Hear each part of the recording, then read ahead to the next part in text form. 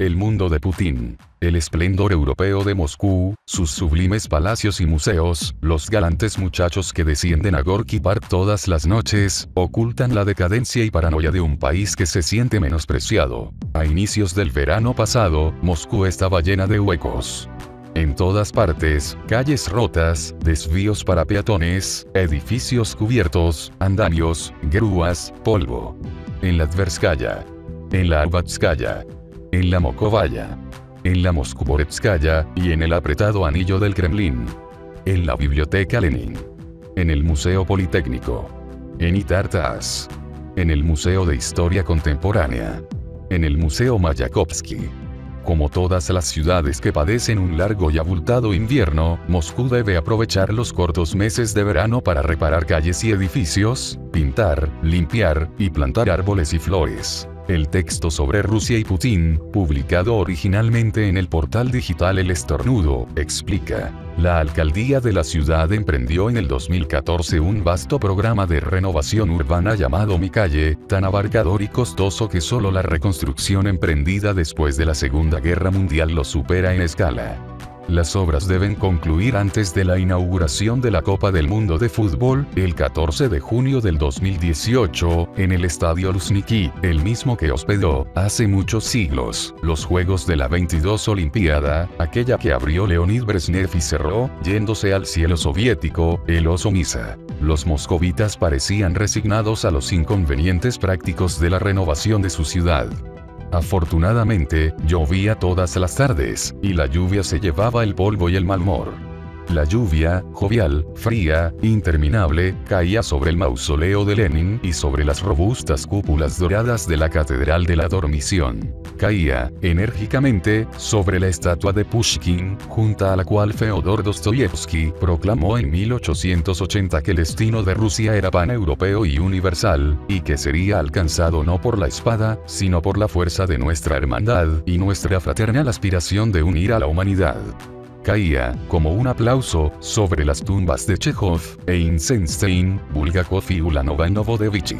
Caía, con proletaria ferocidad, sobre el domo de cristal con filigranas Arnaubeau del Hotel Metropol, en cuyo gran salón Feodor Chaliapin una vez cantó subido a una mesa, y pasó luego su sombrero recogiendo dinero para los trabajadores revolucionarios, donde Lenin y Trotsky pronunciaron discursos anunciando el nacimiento de una nueva Rusia, y donde José Raúl Capablanca y Emanuel Lasker hicieron tablas en la primera partida del torneo internacional de 1925, frente a un público rematadamente plebeyo que aplaudía cada jugada, por insignificante que fuera, y tuvo que ser llamado al orden por los organizadores. La lluvia caía, como una lúgubre premonición, en el gran balcón circular del Palacio Espaso, la residencia del embajador norteamericano, John F. Taft, quien el 4 de julio, durante la habitual recepción por el Día Nacional de los Estados Unidos, se había referido a las próximas elecciones en su país como un ejemplo de renovación de la democracia y había recordado a sus huéspedes aquella línea soberbia de la Declaración de Independencia que celebra como derechos inalienables de los hombres la vida, la libertad y la búsqueda de la felicidad.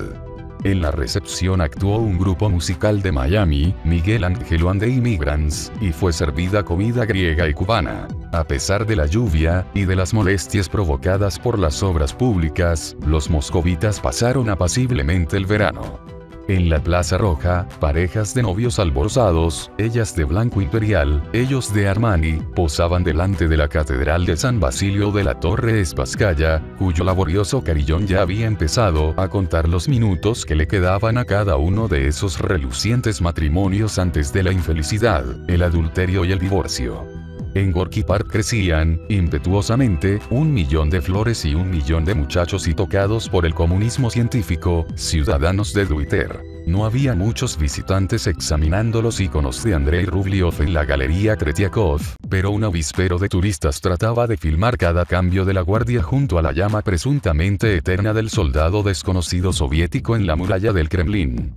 Los bares y restaurantes de Kuznetsky Most, del callejón Kamerjersky, de la Nikolskaya, estaban llenos de una fragante multitud de rusos y extranjeros. El Teatro Bolshoi había colocado fuera una pantalla gigante para que los espectadores que no habían conseguido entradas, o no habían podido o querido pagarlas, pudieran presenciar desde la plaza la función de la novia del zar, de Rimsky-Korsakov, quizás tomándose un helado o una cerveza báltica. En el rol de Marfa, Kristina Mkhitaryan, una beldad, cantaba. Lo más notable en Moscú, diría un visitante, era su disciplinada normalidad. Nada hacía que Moscú pareciera distinta de cualquier otra ciudad europea, Copenhague, Viena, Varsovia, igualadas por los sabores, los colores y los títulos de la globalización, Mercedes, Heineken, McDonald's, Chanel. Los moscovitas más afortunados habían partido hacia Londres, París, o el Mediterráneo. El residente más notable de la ciudad, sin embargo, aún no había partido a sus vacaciones, aunque nadie sabía muy bien dónde estaba. Vladimir Putin había cancelado 3 viajes programados desde mucho antes, 2, largos y pesados, a Siberia, y uno a la vecina Novgorod, a unos 500 kilómetros de Moscú, un viaje que un Dmitry Ivan cualquiera haría en su lada en 6 horas, pero que el presidente de Rusia, en un helicóptero, habría podido hacer en nada. Los corresponsales extranjeros bisbiseaban, está enfermo, un infarto, golpe. Cada desaparición de Putin provoca exageradas especulaciones sobre su salud o su poder, aunque el presidente, un musculoso sesentón, parece estar perfectamente sano, y tampoco hay ningún general en Rusia que se atreva a levantarle la voz, ya no se diga echarlo de su trono. A inicios de julio del 2016, Putin estaba, probablemente, muy ocupado. 3 semanas antes, el 17 de junio, en el Foro Económico de San Petersburgo, el presidente había criticado, severamente, la intención de Estados Unidos de construir un sistema de defensa antimisiles que podría volver irrelevante el arsenal nuclear ruso. ¿Cómo es que ustedes no entienden que el mundo está siendo arrastrado en una dirección irreversible?, le preguntó Putin a la prensa extranjera, la voz raspada por la cólera. Pero desde aquel discurso en San Petersburgo, algo fundamental había cambiado, y Putin había visto su oportunidad de revertir la dirección del mundo. El 23 de junio, el Reino Unido había votado a favor de dejar la Unión Europea, que había quedado, era natural que los rusos así lo creyeran, herida de muerte. Aún más importante, Donald Trump, que había asegurado la nominación republicana para la presidencia el mes anterior, estaba en todas las encuestas sorprendentemente cerca de Hillary Clinton, la favorita, a solo 6 o 7 puntos porcentuales de ella, cuando, considerando la diferencia en experiencia, programa y modales entre ambos, la candidata demócrata debería tener 100 millas de ventaja. El 1 de julio, el promedio de las encuestas computadas por Real Clear Politics mostraba una diferencia de menos de 5 puntos entre los dos candidatos. Putin seguramente calculó que las encuestas de la campaña presidencial norteamericana ocultaban la virulencia del resentimiento popular contra la clase política de Washington, como las encuestas en el Reino Unido no habían registrado cuánto, y cuán apasionadamente, detestaban los británicos a la Unión Europea y a su propio primer ministro, David Cameron. Si un idiota como Trump estaba en julio a solo 5 puntos de Clinton, ¿quién podría asegurar que no estaría 2 puntos por encima en noviembre? Un relámpago de incrédula felicidad iluminó el rostro de Putin en el momento en que adivinó que Donald Trump se convertiría en presidente de los Estados Unidos. El sitio más tranquilo de Moscú en el verano del 2016 era, en apariencia, el edificio del Servicio Federal de Seguridad de la Federación Rusa, o FSB. Es el mismo edificio amarillo, en la Plaza Lubyanka, a 10 minutos de camino del Kremlin, que ocuparon antes la Checa leninista, el NKVD de Stalin, y luego, hasta la capitulación de Mikhail Gorbachev ante Boris Yeltsin en 1991, la KGB. Allí fueron ejecutados Grigori Zinoviev y Lev Kamenev el 25 de agosto de 1936, y muchos cientos más, antes y después de esa fecha.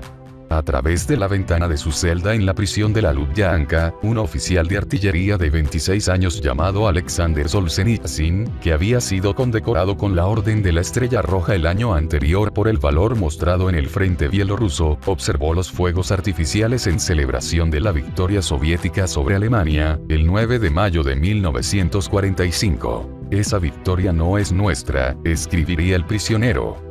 Desde una oficina del tercer piso, Lavrent Iberia aterrorizó durante 15 tenebrosos años a 170 millones de ciudadanos de la URSS, hasta que a él también le llegó la hora de morir, de un tiro en la frente. Quizás fue allí donde se tramó el asesinato de Boris Nemtsov, el ex viceprimer ministro convertido en irritante crítico de Putin y de su intromisión en Ucrania, que fue baleado por la espalda el 27 de febrero de 2015 a solo unos pasos del Kremlin. En el centro de la plaza, directamente frente a la oficina de Beria, que más tarde ocupó el relativamente menos sanguinario Yuri Andropov, solía estar la estatua del fundador de la Checa, Félix Dzerzhinsky, con ojos y corazón de bronce.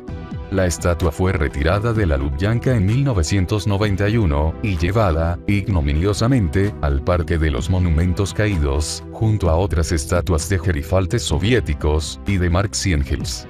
Los moscovitas saben muy bien qué horrendos crímenes se cometieron en ese estupendo edificio, construido inicialmente para servir de sede de una compañía de seguros, no de matadero.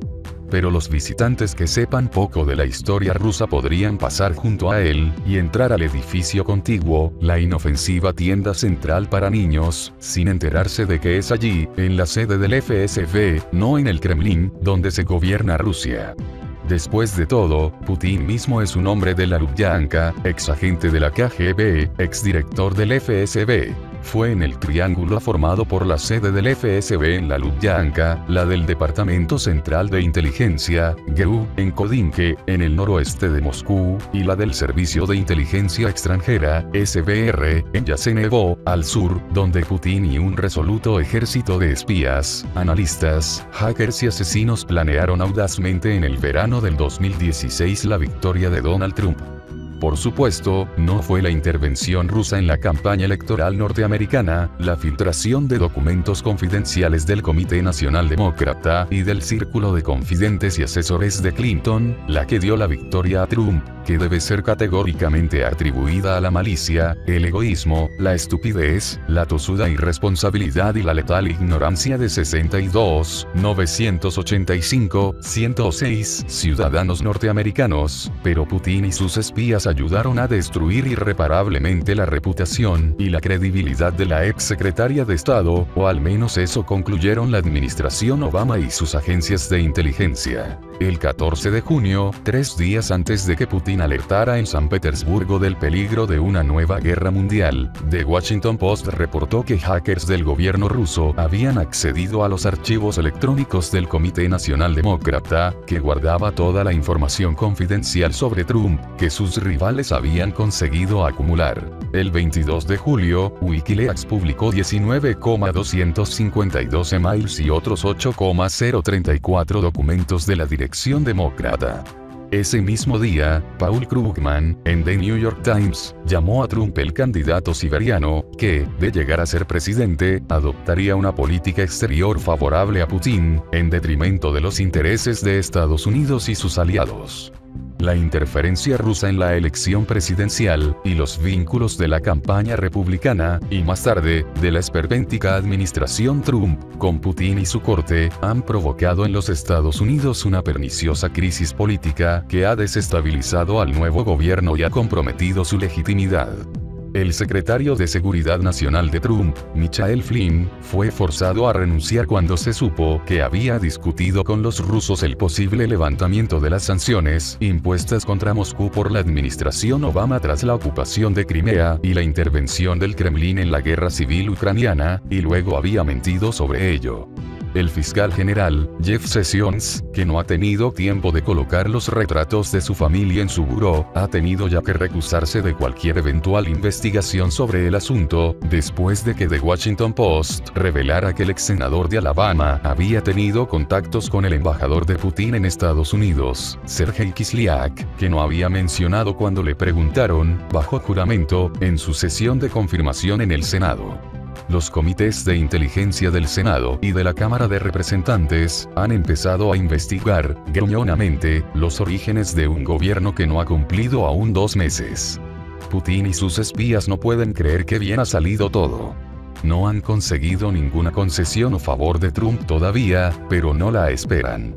Mucho mejor para Rusia es ver al gobierno de los Estados Unidos en caos. La Rusia de Putin es un frágil gigante, que Barack Obama una vez describió, devastadoramente, como una potencia regional.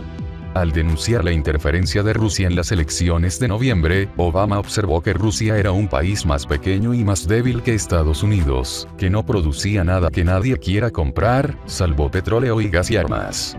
La economía rusa es menor que la de Italia, y ha estado en recesión desde el 2014, principalmente por el desplome de los precios del petróleo. La expectativa de vida de un ruso nacido en 2015 era de 75 años, aproximadamente igual a la de un ciudadano de Bolivia o uno de Belice, 13 años menor que la de un japonés nacido al mismo tiempo. Casi 20 millones de rusos son contundentemente pobres, pero Rusia tiene el cuarto índice más alto de consumo de alcohol per cápita en el mundo, detrás de sus antiguos camaradas Belarus, Moldavia y Lituania. En el 2017, el gobierno de Rusia gastará en su ejército 19 de cada 100 rublos que entren en sus arcas, y solo 3 en su ya muy desarbolado sistema de salud pública, y la misma mísera cantidad en educación.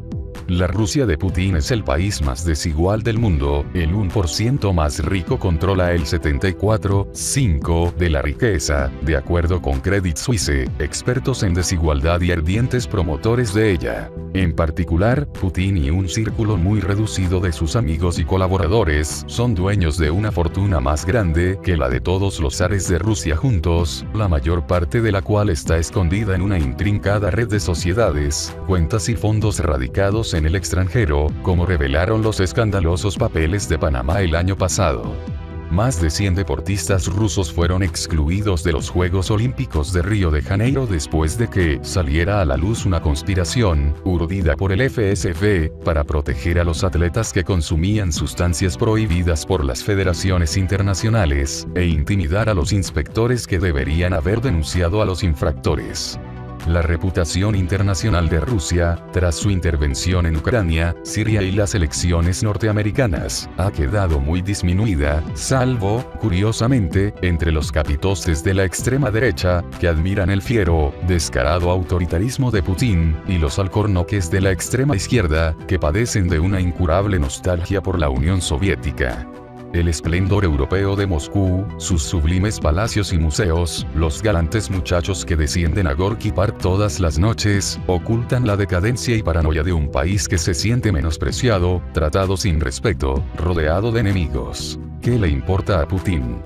Ya ha gobernado Rusia, impunemente, por 17 años, más tiempo que ningún otro hombre, salvo Stalin y Brezhnev, desde la abdicación de Nicolás II hace exactamente un siglo.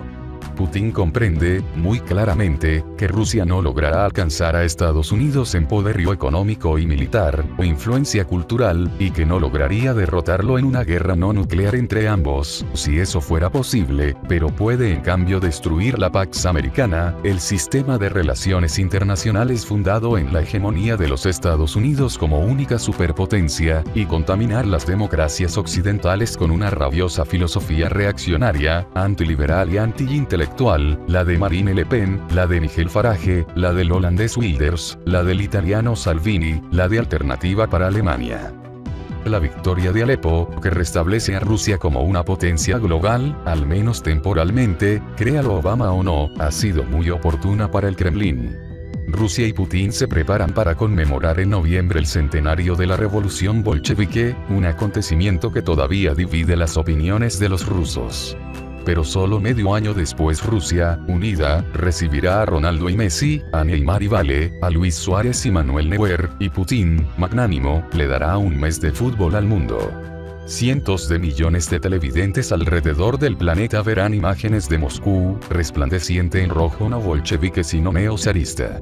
El FSB ha sido encargado de que el equipo ruso llegue al menos a cuartos de final. ¿Te ha gustado este artículo? Si es así y quieres saber más sobre estos temas, compártelo, dale me gusta y suscríbete a nuestro canal.